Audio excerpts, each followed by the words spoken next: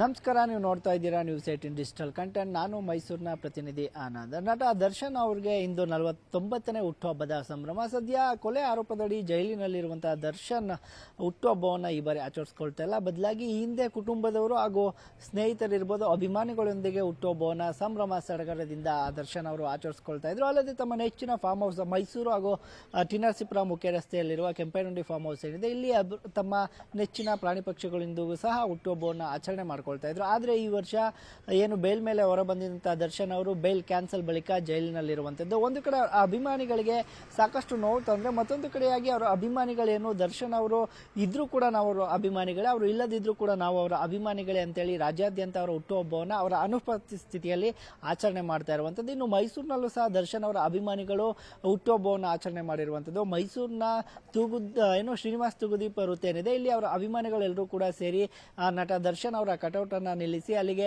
ತಾಯಿ ಚಾಮುಂಡೇಶ್ವರಿಯ ಭಾವಚಿತ್ರವನ್ನಿಟ್ಟು ಪೂಜೆಯನ್ನು ಕೂಡ ಸಲ್ಲಿಸಿದ್ರು. ಆ ಬಳಿಕ ಕುಂಬಳಕಾಯನ್ನು ಹೊಡೆದು ನಟ ದರ್ಶನ್ ಅವರಿಗೆ ಒಳಿತಾಗಬೇಕು, ಅವರು ನಮಗೆಲ್ಲ ಹೇಳಿರುವಂಥದ್ದು ಒಂದೇ ಸಮಾಜಕ್ಕೆ ಮಾದರಿಯಾಗಿ ಬದುಕಬೇಕು ಅಂತೇಳಿ, ಅಲ್ಲದೆ ಒಂದಷ್ಟು ಮಂದಿ ಬಡವರಿಗೆ ಸಹಾಯ ಮಾಡಬೇಕು ಅಂತೇಳಿ, ಆ ನಿಟ್ಟಿನಲ್ಲಿ ನಾವು ಕೂಡ ಅವರ ಹುಟ್ಟುಹಬ್ಬವನ್ನು ಬಹಳ ಒಂದು ರೀತಿಯ ಅರ್ಥಗರ್ಭಿತವಾಗಿ ಆಚರಣೆ ಮಾಡ್ತೀವಿ ಅಂತೇಳಿ ಬರುವಂತಹ ಜನರಿಗೆ ಸಿಹಿ ವಿತರಣೆಯನ್ನು ಮಾಡಿದ್ರು. ಕಜ್ಜಾಯ, ಬಾದುಷಾ ಎಲ್ಲವನ್ನು ಕೂಡ ವಿತರಣೆ ಮಾಡಿ ಈಗಾಗಲೇ ಬೇಸಿಗೆಯನ್ನು ಶುರುವಾಗಿರುವಂಥದ್ದು. ಆ ಹಿನ್ನೆಲೆಯಲ್ಲಿ ಸಾರ್ವಜನಿಕರಿಗೆ ಮಜ್ಜಿಗೆಯನ್ನು ವಿತರಣೆ ಮಾಡುವ ಮೂಲಕ ನಟ ದರ್ಶನ್ ಅವರ ಹುಟ್ಟುಹಬ್ಬವನ್ನು ಅದ್ದೂರಿಯಾಗಿ ಆಚರಣೆ ಮಾಡಿರುವಂಥದ್ದು. ಇನ್ನು ಏನು ಪ್ರತಿ ವರ್ಷವೂ ಕೂಡ ನಟ ದರ್ಶನ್ ಅವರು ತಮ್ಮ ಫ್ಯಾಮಿಲಿಯೊಂದಿಗೆ, ಕುಟುಂಬಸ್ಥರೊಂದಿಗೆ, ಅವರ ಮಗ ಇರ್ಬೋದು ಹಾಗೂ ಅಭಿಮಾನಿಗಳೊಂದಿಗೆ ಹುಟ್ಟುಹಬ್ಬವನ್ನು ಆಚರಣೆ ಮಾಡ್ಕೊಳ್ತಾ ಇದ್ರು.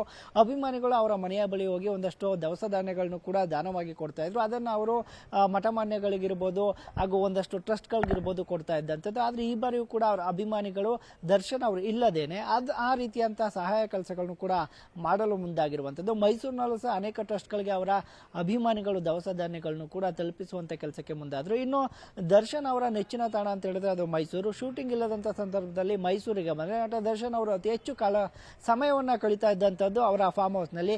ಅವರ ಫಾರ್ಮ್ ಹೌಸ್ನಲ್ಲಿ ಅತಿ ಹೆಚ್ಚು ಅಂತ ಹೇಳಿದ್ರೆ ಹುಟ್ಟುಹಬ್ಬ ಇರ್ಬೋದು, ಅವರ ಮದುವೆ ದಿನ ಇರ್ಬೋದು, ಅವರ ಶೂಟಿಂಗ್ ಏನೇ ಇದ್ರೂ ಕೂಡ ಅಲ್ಲಿ ಅವರ ಅತ್ಯಾಪ್ತರೊಂದಿಗೆ ಸಮಯವನ್ನು ಕಳೀತಾ ಇದ್ರು. ಎಸ್ಪೆಷಲಿ ಯಾಕೆಂದ್ರೆ ಅವರು ಜೈಲಿನಲ್ಲಿದ್ದಂಥ ಸಂದರ್ಭದಲ್ಲೂ ಕೂಡ ಒಂದಷ್ಟು ಮಾತನ್ನು ಹೇಳಿದ್ರು. ನನಗೆ ನನ್ನ ಫಾರ್ಮ್ ಹೌಸ್ನಲ್ಲಿಗೆ ಹೋಗಿ ಕಾಲವನ್ನು ಕಳಿಬೇಕು, ನನ್ನ ಕುಟುಂಬದವರೊಂದಿಗೆ ಕಾಲವನ್ನು ಕಳಿಬೇಕು, ಅಲ್ಲೇ ನನ್ನ ನೆಚ್ಚಿನ ಪ್ರಾಣಿ ಪಕ್ಷಿಗಳೊಂದಿಗೆ ಕಾಲವನ್ನು ಕಳಿಬೇಕು ಅಂತ ಹೇಳಿರುವಂಥದ್ದು. ಇವನ್ನೆಲ್ಲವನ್ನು ಕೂಡ ಗಮನದಲ್ಲಿ ಇಟ್ಕೊಂಡು ಒಂದಷ್ಟು ದಿನ ಹೈಕೋರ್ಟ್ ಅಂದರೆ ಅವ್ರಿಗೆ ಬೆನ್ನು ನೋವಿನ ಸಮಸ್ಯೆಯಿಂದ ಬಳಲುತ್ತಿದ್ದಂಥ ಸಂದರ್ಭದಲ್ಲಿ ಜಾಮೀನನ್ನು ಕೂಡ ಕೊಟ್ಟಿದ್ದಂಥದ್ದು. ಆ ಬಳಿಕ ನೇರವಾಗಿ ಬಂದಂಥ ದರ್ಶನ್ ಅವರು ಫಾರ್ಮ್ ಹೌಸ್ನಲ್ಲಿ ಅತಿ ಹೆಚ್ಚು ಕಾಲವನ್ನು ಕಳೆದ್ರು. ನಂತರದಲ್ಲಿ ಜಾಮೀನು ಕ್ಯಾನ್ಸಲ್ ಆದ ಬಳಿಕ ಮತ್ತೆ ಜೈಲನ್ನು ಸೇರಿದ್ರು. ಆದರೆ ಅವರು ಜೈಲು ಸೇರಿದ್ರು ಕೂಡ ಅವರ ಸ್ಟಾರ್ಡಮ್ ಇರ್ಬೋದು, ಅವರ ಫ್ಯಾನ್ ಫಾಲೋವಿಂಗ್ ಇರ್ಬೋದು, ಅವರ ಅಭಿಮಾನಿಗಳಲ್ಲಿ ಯಾವುದೇ ರೀತಿಯಲ್ಲೂ ಕೂಡ ಬದಲಾವಣೆಗಳು ಕಾಣ್ತಾ ಇಲ್ಲ. ದರ್ಶನ್ ಅವರು ನಮ್ಮ ಜೊತೆ ಇಲ್ಲದೆ ಇರಲಿ, ಅವರ ಹುಟ್ಟುಹಬ್ಬವನ್ನು ನಾವು ಎಂದಿನಂತೆ ಆಚರಣೆ ಮಾಡ್ತೀವಿ ಅಂತೇಳಿ ಮೈಸೂರಿನಲ್ಲೂ ಕೂಡ ಅದ್ದೂರಿಯಾಗಿ ಅವರ ಹುಟ್ಟುಹಬ್ಬವನ್ನು ಆಚರಣೆ ಮಾಡಿರುವಂಥದ್ದು. ಅಲ್ಲದೆ ಒಂದಷ್ಟು ಜನರಿಗೂ ಕೂಡ ಸಹಾಯವನ್ನು ದರ್ಶನ್ ಅವರು ಇದ್ದಂಥ ಸಂದರ್ಭದಲ್ಲಿ ಹೇಗೆ ಮಾಡ್ತಾ ಇದ್ವಿ ಅವನ್ನು ಕೂಡ ಕಂಟಿನ್ಯೂ ಮಾಡ್ತೀವಿ. ದರ್ಶನ್ ಅವರು ಆದಷ್ಟು ಬೇಗ ಹೊರಬರಲಿ ಅಂತೇಳಿ ನಾವು ಪ್ರಾರ್ಥನೆಯನ್ನು ಕೂಡ ಮಾಡ್ತೀವಿ ಅಂತ ಅವರ ಅಭಿಮಾನಿಗಳು ಪ್ರಾರ್ಥನೆಯನ್ನು ಕೂಡ ಮಾಡಿರುವಂಥದ್ದು. ನಿರ್ಭೀತ, ನಿಷ್ಪಕ್ಷಪಾತ, ವಿಶ್ವಾಸಾರ್ಹ ಸುದ್ದಿಗಳಿಗೆ ಮತ್ತೊಂದು ಹೆಸರಾಗಿರೋ ನ್ಯೂಸ್ 18 ಕನ್ನಡ ಈಗ ಆಪ್ನಲ್ಲೂ ಲಭ್ಯ ಇದೆ. ದಯವಿಟ್ಟು ಇಲ್ಲಿರೋ QR ಕೋಡ್ ಅನ್ನು ಸ್ಕ್ಯಾನ್ ಮಾಡಿಕೊಂಡು ಆಪ್ ಡೌನ್ಲೋಡ್ ಮಾಡೋದಕ್ಕೆ ಮರಿಬೇಡಿ. ನಿಮ್ಮ ಬೆಂಬಲ ಹೀಗೆ ಸದಾ ನಮ್ಮೊಂದಿಗಿರಲಿ. ಧನ್ಯವಾದ.